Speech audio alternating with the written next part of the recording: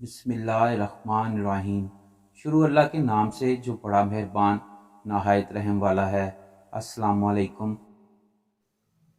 کسی زمانے میں ایک بادشاہ لوگوں کو خنزیر کھانے پر مجبور کیا کرتا تھا۔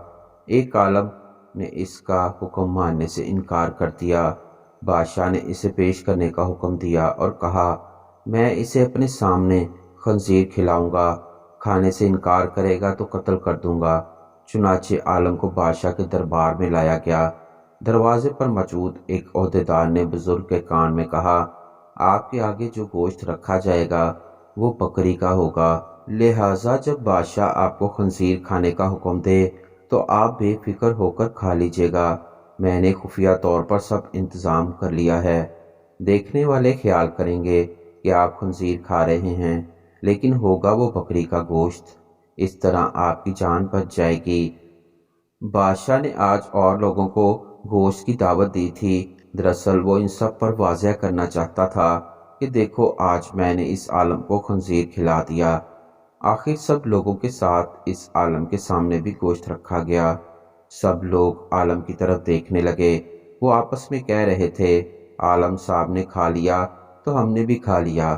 عالم صاحب کے سامنے اس عہدیدار کی خفیہ ہدایت کے مطابق بکری کا گوشت رکھا جا چکا تھا اور یہ بات عالم کو معلوم تھی۔ اس کے باوجود انہوں نے گوشت کی طرف ہاتھ نہیں بڑھایا اور بولے، نہیں، میں یہ گوشت نہیں کھاؤں گا۔ عہدیدار سامنے ہی موجود تھا۔ اس نے اشارہ کیا کہ گوشت کھا لیں، آپ کی جان بچ جائے گی۔ یہ بکری کا ہے، خنزیر کا گوشت نہیں ہے۔ اس عہدیدار کے اشارے کے باوجود وہ ٹس سے مس نہ ہوئے۔ ان کے انکار پر بادشاہ نے اسی عہدیدار کو حکم دیا کہ انہیں باہر جا کر قتل کر دیا جائے۔ عہدیدار عالم کو باہر لے آیا اور حیرت زدہ انداز میں بولا، میں نے آپ کو بتا دیا تھا، دربار میں آپ کو اشارے میں کہتا رہا کہ آپ اس گوشت کو کھا لیں، خنزیر کا نہیں ہے، لیکن افسوس آپ نے میری بات پر اعتبار نہیں کیا۔ کیا آپ نے یہ گمان کیا تھا کہ میں جھوٹ بول رہا ہوں؟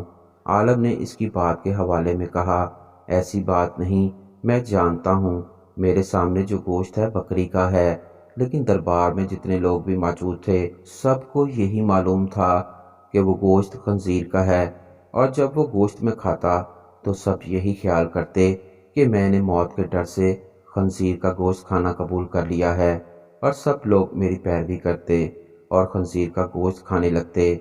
عہدیدار دنگ رہ گیا۔ گویا اس عالم نے قتل کو تو گوارا کر لیا، لیکن دوسروں کا وبال اپنے سر پر لینا منظور نہ کیا۔